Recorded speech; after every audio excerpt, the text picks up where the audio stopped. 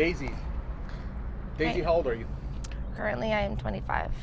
Are you originally from Arizona? No, I grew up in New York. I was actually born in Orlando, Florida. But I lived out in Arizona for about 10 years now, so it's been a while. So you were born in New York, raised in Florida, you said? Other way around. I was born in Orlando, and then I was raised in upstate New York, Poughkeepsie specifically. What brings you all the way out here to Arizona? It was really my parents' decision.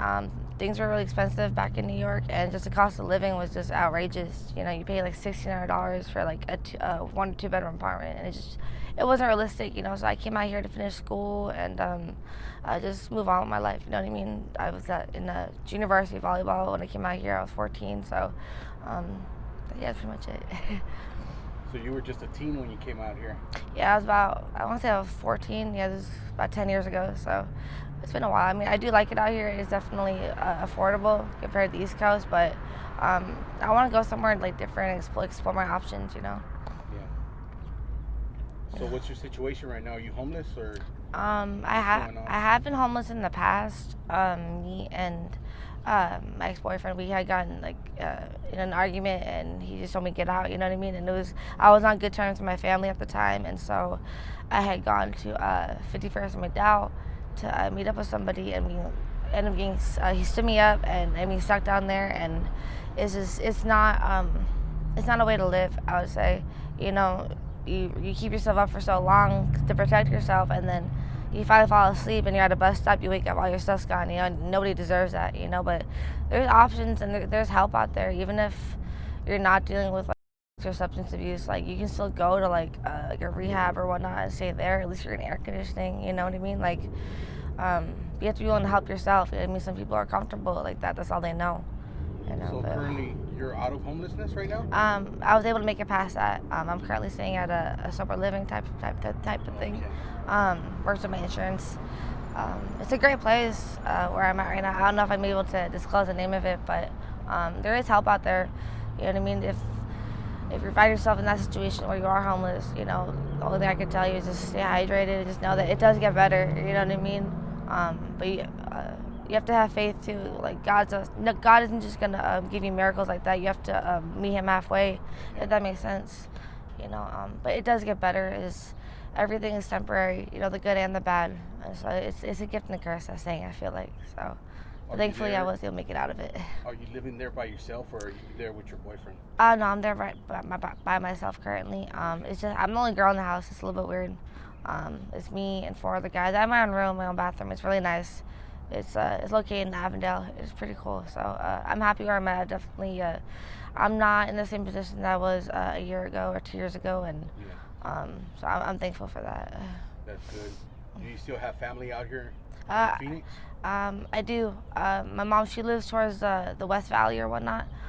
She actually moved back to New York next month because she's not able to renew her lease, even though she's lived out here for about 10 months. So she will be moving back. I have a brother out here he lives in Tolleson, which is right next door to where I live at. But he's actually moving up to Seattle. It's a long story, but I'm gonna miss my mom when she moves back to New York. So I'm definitely just trying to take this opportunity of her still being here to spend time with her while I can. You know what I mean? Why don't you go back with your mom to New York? I would love to, but due to some legal issues, I'm not able to. I cannot leave the state at this time. Okay. I actually have to I have to turn myself in September. I have to serve some time. It's not long. It's only 6 months. But that's another reason. County or jail time? Prison time? It's a deferred jail time, but I'm trying, if I have to go, because I got out in August from county time, and I've been good since. I haven't gotten any trouble. I'm trying to get it, thrown out. Make them see their hearing set for that day in September. Trying to get them to see my progress or whatnot. But if I have to, I'm trying to get a change so I can go to DOC. I've never been to prison, but I've heard DOC is better than county. So I'll always hope for the best. Yeah, you've never been upstate, right? In New York? No, I mean upstate, like prison.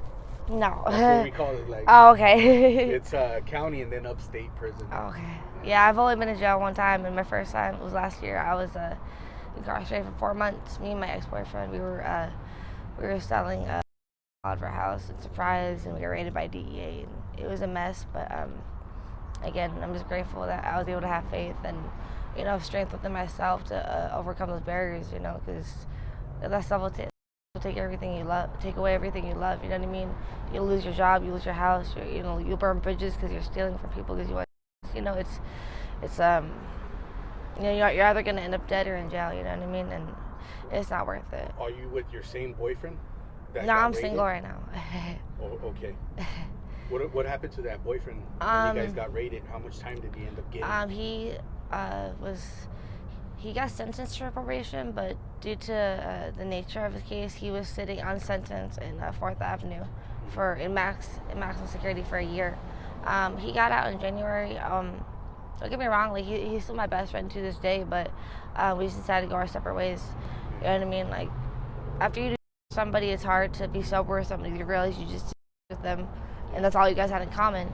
And I mean, don't get me wrong, we had a lot of other things in common, but now that we're sober, it's just things change, people change, But I hope the best for him, and I just I have to focus on myself, you know what I mean? Especially being in something who's experienced a low situation like homelessness and being in jail and all the things that you go through when you are homeless, whether it's getting a fight or being robbed, things like that. Like I was on a 27th Avenue in Camelback, and I had gotten maced at 5 o'clock in the morning, and I didn't care because I had like my phone and my money like on my person.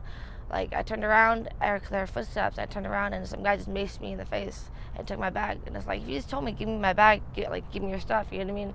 Take it. I mean, there's nothing in it. But yeah, it's uncalled for, and nobody should have to go through that. So I feel like homelessness is a growing problem in Arizona, and I recently heard that in Yuma, Arizona, it's actually illegal to be homeless. That they'll arrest you if you're like, what? That's ridiculous. Like, what if you have no choice? You know what I mean? That's not right. And I feel like it's an abuse of authority. But again, I think it is a growing issue in Arizona, and I only know of one homeless shelter in the whole state, and that's Cass, and that's not a safe place for anyone to go to.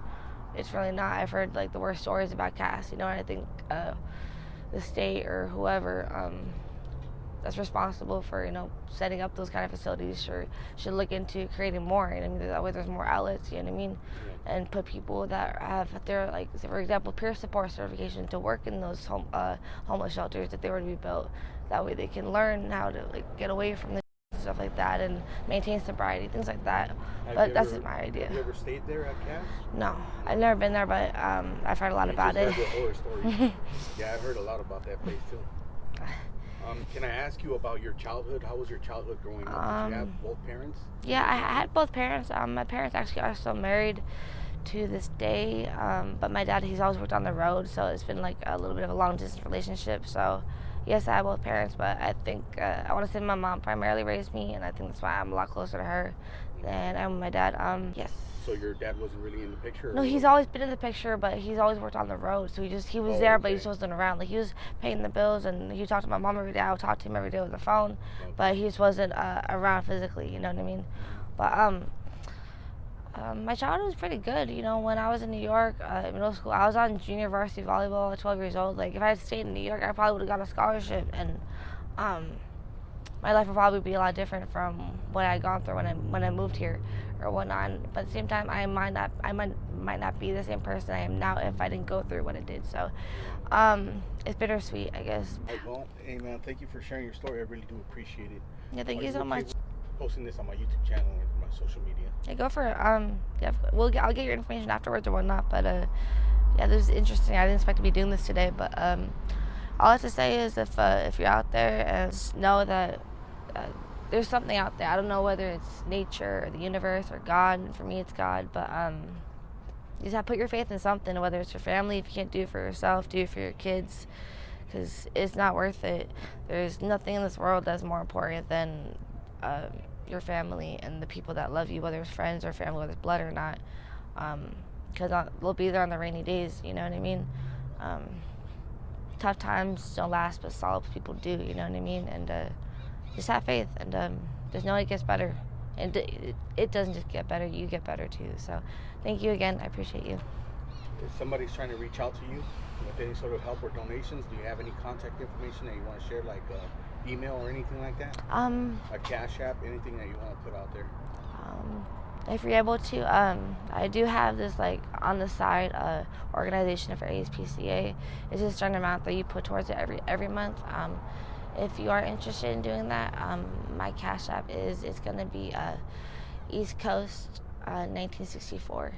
Again, thank you. I appreciate you guys for everything, and take care of yourselves. Be safe out there.